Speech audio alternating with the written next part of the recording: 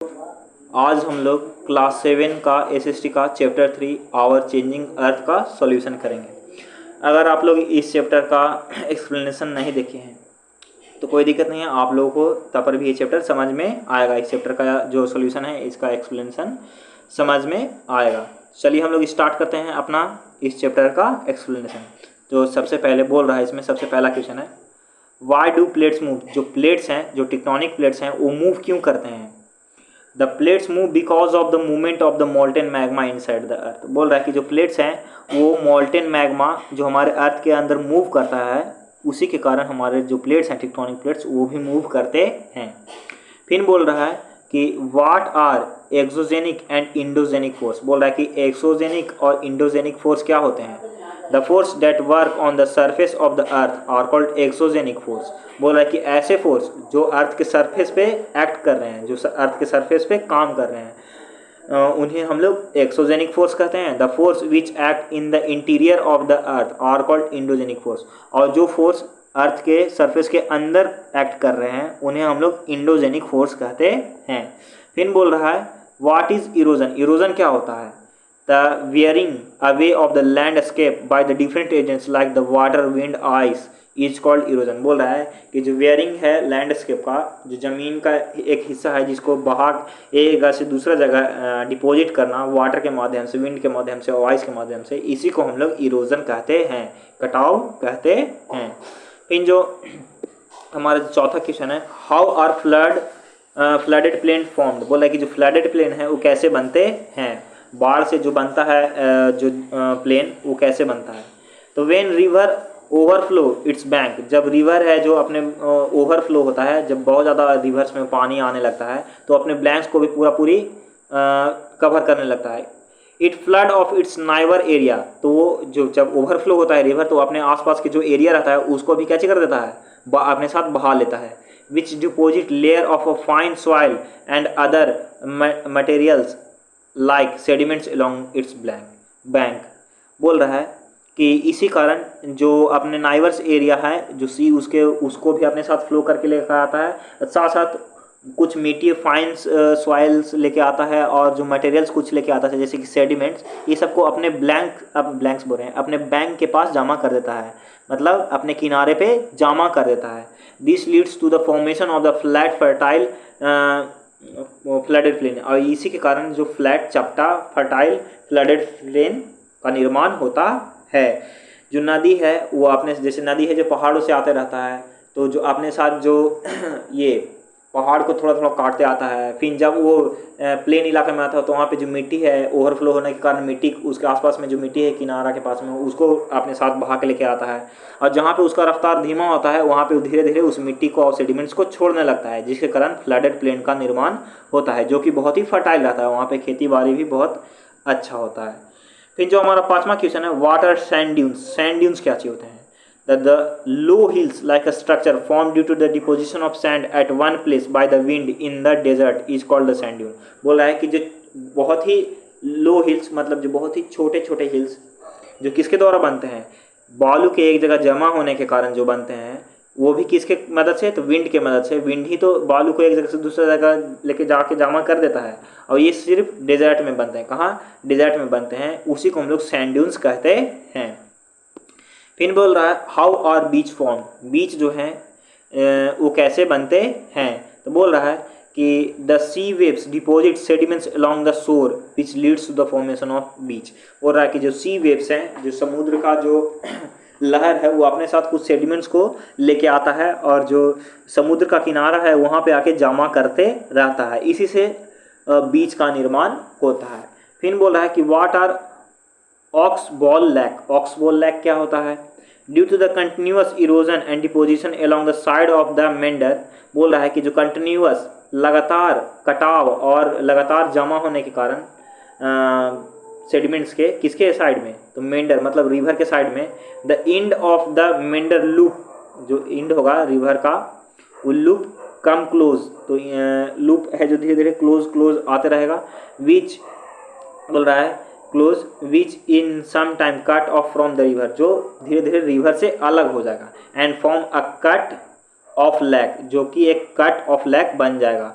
Called an oxbow lake, जिसको हम लोग ऑक्स बॉल लैक कहते हैं। जैसे ये नदी है और नदी का कुछ धारा इधर से आने लगा और फिर नदी में ही मिल गया, तो ये जो इलाका है ये वाला इलाका, इसी को हम लोग ऑक्स बॉल लैक कहते हैं। आप लोग समझ गए होंगे। फिर हमारा जो अगला क्वेश्चन है वो है टिक द करेक्ट, जिसमें सबसे पहला क्वेश्चन है which is not an erosional features of the sea wave. कौन है जो इरोजनल फीचर्स है नहीं है सी वेव का, तो वो है बीच। बीच है जो इरोजनल फीचर नहीं है सी वेव का। फिर बोला the depositional feature of glacier is, जो डिपोजिशनल फीचर है, डिपोजिशनल फीचर ग्लेशियर का वो कौन सा है, तो वो है मोरिन। क्या? मोरिन, मोरिन। फिर बोल रहा है which is caused by the sudden movement of earth. क्या होता है अगर पृथ्वी अचानक ही मूव करता है, थोड़ा सा हिलता है, तो उसके कारण वोल्केनो होता है। क्या? वोल्केनो के कारण होता है अर्थ का सडन मूव। फिर है mushroom rocks are found in. Mushroom rocks हम लोग को कहाँ दिखने को मिलते हैं, तो डेजर्ट में मिलते हैं। कहाँ? डेजर्ट में। फिर बोल रहा है कि oxbow lake are found in. जो ऑक्स बॉल लैक है ये कहाँ हम लोग को मिलते हैं, तो ये रिवर वैली में मिलते हैं। जो रिवर वैली है, नदी का जो किनारा है या फिर नदी का जो अथी घाटी है नदी द्वारा बनाया हुआ, वहाँ पे हम लोग को मिलते हैं ऑक्स बॉल लैक। फिर हमारा आता है तीसरा मैच द फ्लोइंग कॉलम्स। इसको हम लोग मैच करते हैं। आप लोग के लिए यहाँ पे क्लियरली बताया हुआ है glacier, river of ice. Glacier होता है रिवर्स ऑफ आइस, नदियों का ये। फिर मेंडर रिवर, मेंडर रिवर से बनता है। Beach seashore, sand dunes desert, waterfall sea cliff, earthquake vibration of earth. फिर बोल रहा है हमारा जो अगला क्वेश्चन है वो बोल रहा है गिव रीजन। हम लोग को रीजन बताना है क्यों ऐसा होता है। Some rocks have a sharp shape of mushroom. कुछ रॉक्स है, कुछ जो चट्टाने हैं उनका जो आकार है वो मशरूम के जैसा होता है। क्यों? तो इसको हम लोग देखते हैं। बोल रहा है कि in desert winds is an active agent for erosion which erodes the lower section of the rock more than the upper part। बोल रहा है कि डिजर्ट में, रेगिस्तान में जो विंड होता है वो एक्टिव एजेंट होता है। क्या चीज़ का? इरोजन का, कटाव का एक्टिव एजेंट होता है, जो कि जो रॉक्स है उनका लोअर सेक्शन को इरोड करता है और अपर सेक्शन वैसा है कि वैसा ही रह जाता है। Therefore some rocks have a shape of mushroom having narrower base and wider top. बोल रहा है कि इसी कारण जो कुछ रॉक्स है उसका जो शेप रहता है वो मशरूम के जैसा होता है। उन लोग का जो नीचे वाला हिस्सा होता है वो पतला हो जाता है और जो ऊपर वाला हिस्सा होता है वो चौड़ा ही रहता है, इसके कारण वो मशरूम के जैसा दिखते हैं।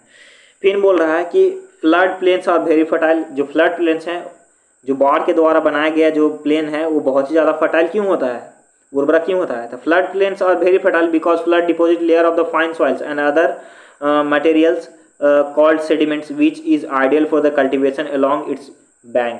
बोल रहा है कि जो फ्लड प्लेन्स होते हैं वो इसलिए फर्टाइल होते हैं क्योंकि वो अपने साथ जो अपने साथ बहा के क्या लेके आते हैं, फाइन सॉइल्स लेके आते हैं और बहुत सारे अदर मटेरियल्स लेके आते हैं जैसे कि सेडिमेंट्स, जो कि कल्टीवेशन के लिए बहुत ही आइडियल होते हैं, बहुत ही अच्छे होते हैं। तो ये सब नदी के किनारे जो शहर है या गाँव है वहाँ पर बहुत अच्छा खेती बाड़ी होता है इसी के कारण।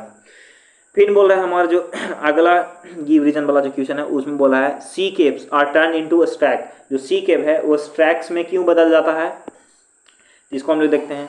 When cavity in a sea cave become bigger. जब कैविटी होता है सी केव में वो बड़ा होते जाता है। Bigger bigger only the roof of the cave remain forming a sea arch. बोल रहा है कि जब जो कैविटी होता है सी केव में वो बड़ा होते जाता है, बड़ा होते जाता है धीरे धीरे। क्यों? तो ये सी वेव्स के कारण होता जाता है, सी समुद्र के लहरों के कारण वो धीरे धीरे बड़ा होता जाता है और सिर्फ एक आर्च का निर्माण कर देता है।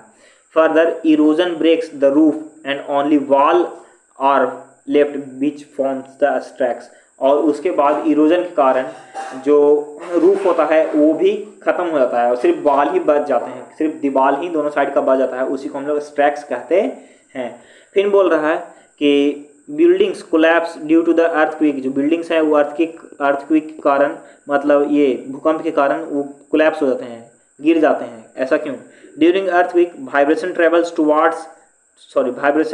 Outward from the epic centre waves epic center as waves propagate throughout the surface of the earth which produce the sudden movement that leads to the collapse of the building। बोला कि earthquake के समय जो vibration होता है वो epic centre से ऊपर की ओर आता है, अर्थ सरफेस की ओर आता है और अर्थ सरफेस के ओर अचानक ये सडन मूवमेंट होता है अर्थ सरफेस का और उस पर जो बिल्डिंग्स रहते हैं वो इसी सडन मूवमेंट के कारण कोलैप्स हो जाते हैं और गिर जाते हैं। तो आज का हमारा इस चैप्टर का जो सॉल्यूशन था वो हमारा ख़त्म हुआ। आप लोगों को समझ में आया होगा।